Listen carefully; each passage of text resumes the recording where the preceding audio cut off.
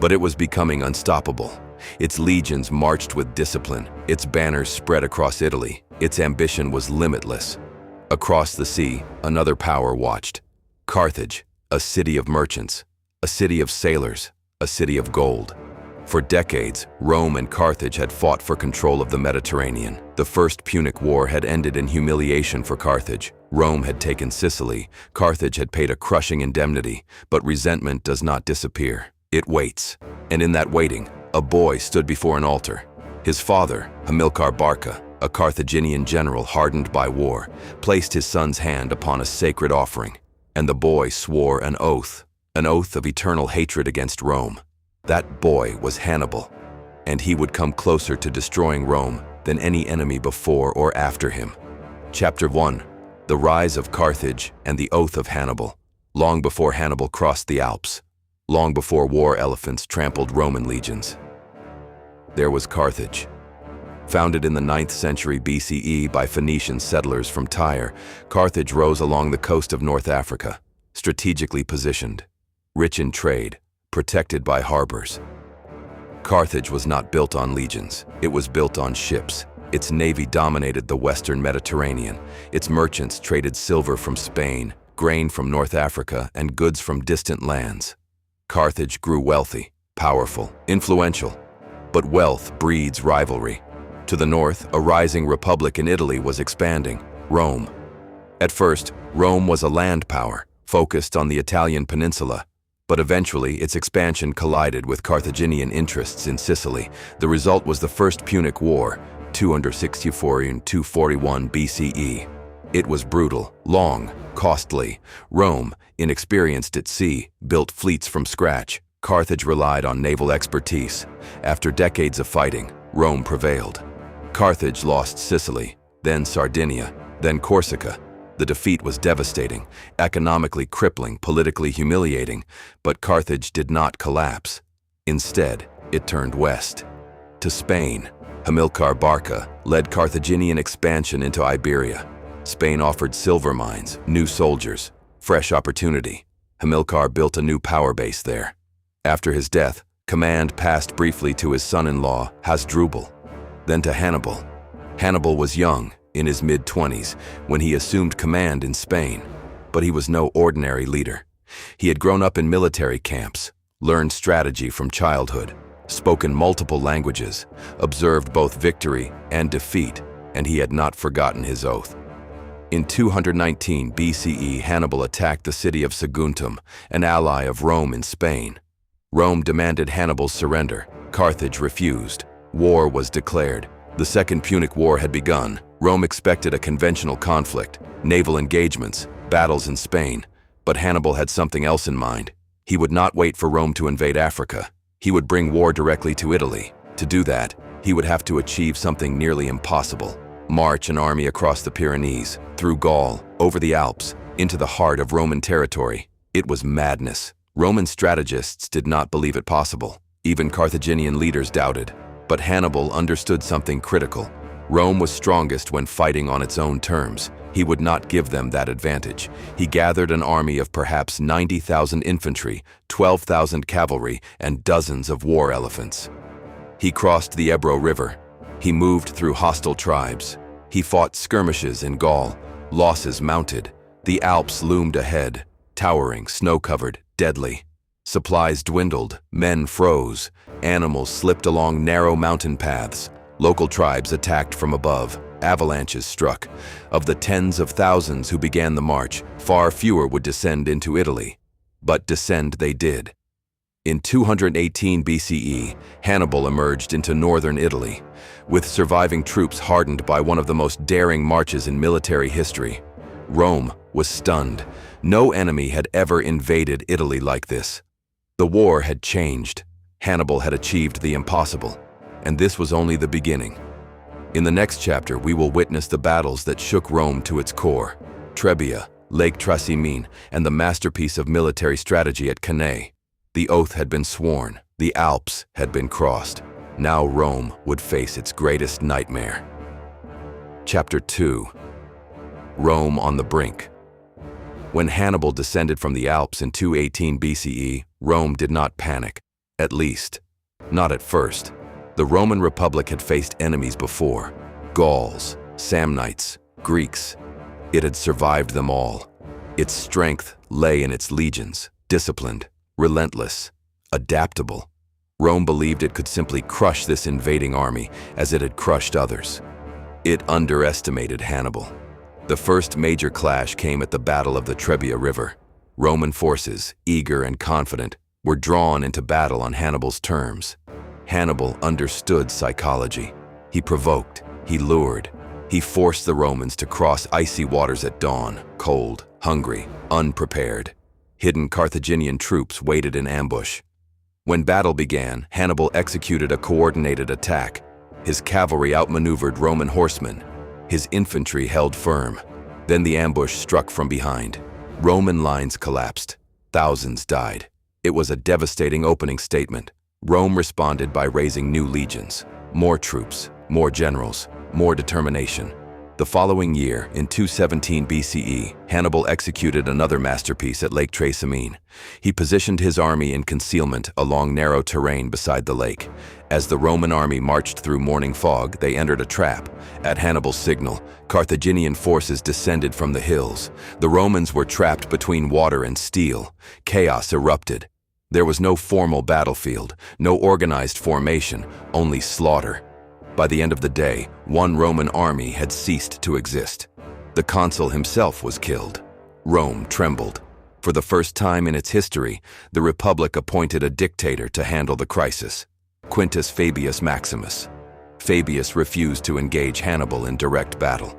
Instead, he adopted delay tactics, harassment, avoidance, scorched earth.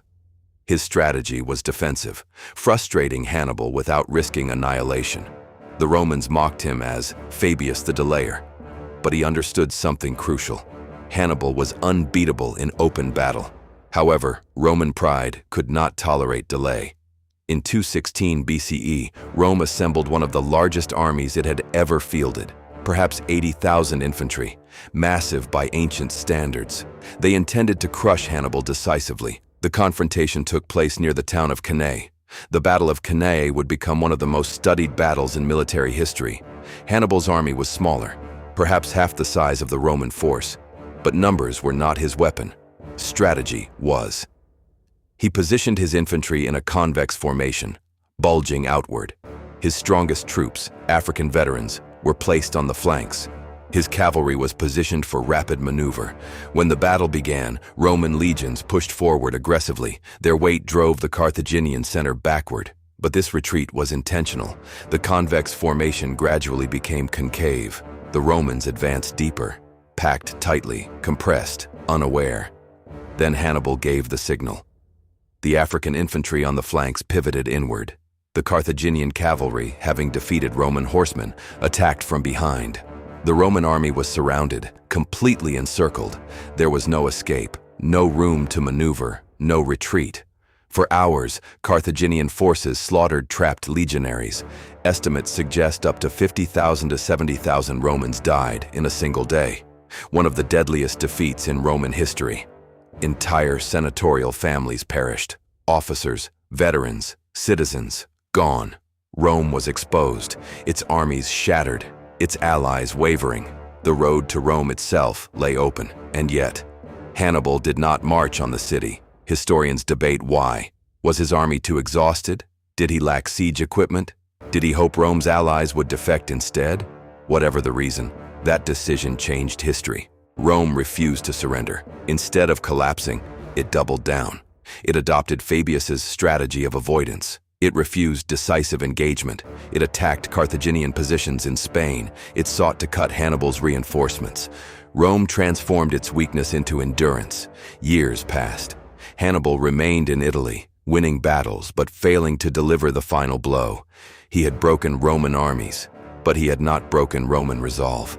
The Republic proved resilient, relentless, patient. And across the sea, a new Roman commander was rising. A young general who studied Hannibal carefully, who learned from him, who understood that defeating Hannibal required striking somewhere else. His name was Scipio. And in the next chapter, the war would shift to Africa. The hunter would become the hunted. Hannibal had nearly destroyed Rome, But Rome was not finished. Chapter 3. The Fall of Carthage. After Cannae, Rome should have fallen. By logic, by mathematics, by morale. Tens of thousands of Roman soldiers lay dead. Allied cities defected. Southern Italy wavered. The greatest military catastrophe in Roman history had just occurred. Yet Rome did not surrender. It adapted. The Senate refused negotiation. New legions were raised. Teenagers were conscripted. Slaves were armed. Gold was melted to finance the war. Rome chose endurance over panic. Meanwhile, Hannibal remained in Italy. For over a decade, he defeated Roman forces repeatedly, but he lacked reinforcements. Carthage, cautious and politically divided, failed to fully support him. Spain became the new battleground.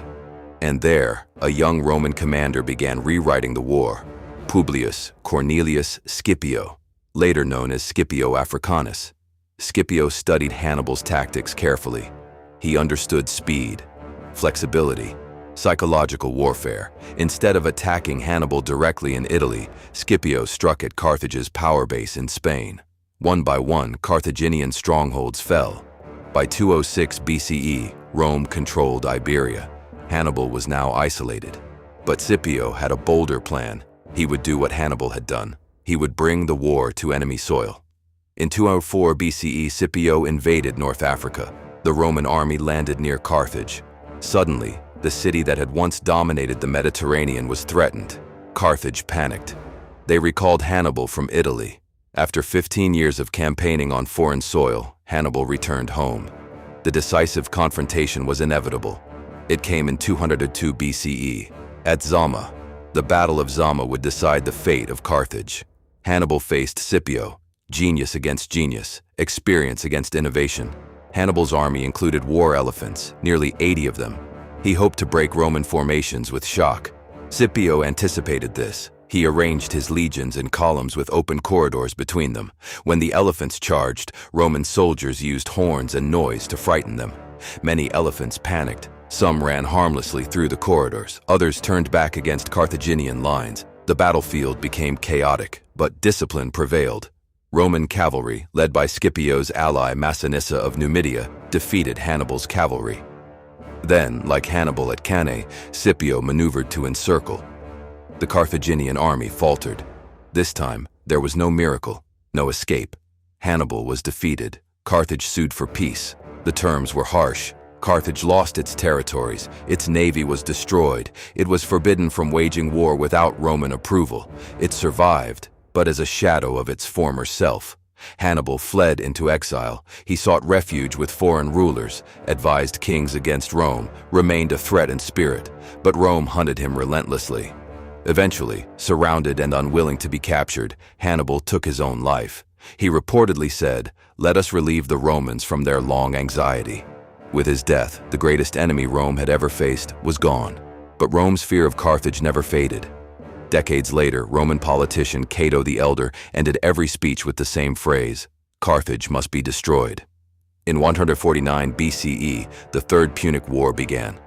Carthage, weakened and desperate, resisted. For 3 years.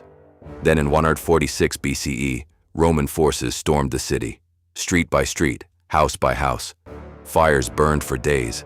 The population was enslaved. The city was destroyed. The once mighty maritime superpower was erased.